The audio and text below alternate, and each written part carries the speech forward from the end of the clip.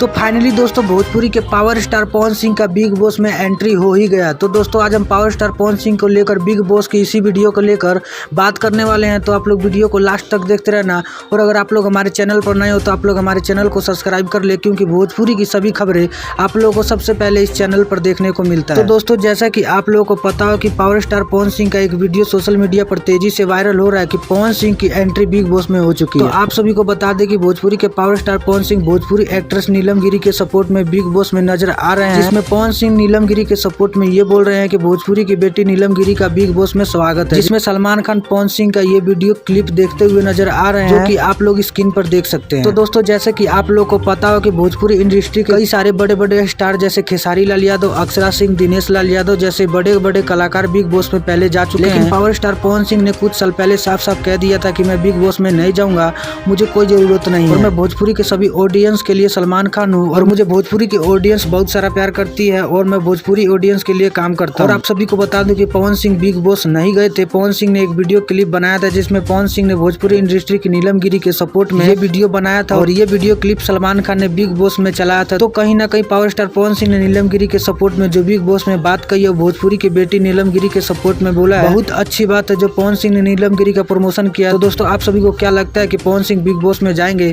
आप लोग अपना राय नीचे कमेंट बॉक्स में जरूर दे। अगर वीडियो पसंद आई तो वीडियो को लाइक शेयर जरूर करें। मिलते हैं आप सभी से किसी नए वीडियो के साथ, जब तक के लिए जय बिहार जय भोजपुरी।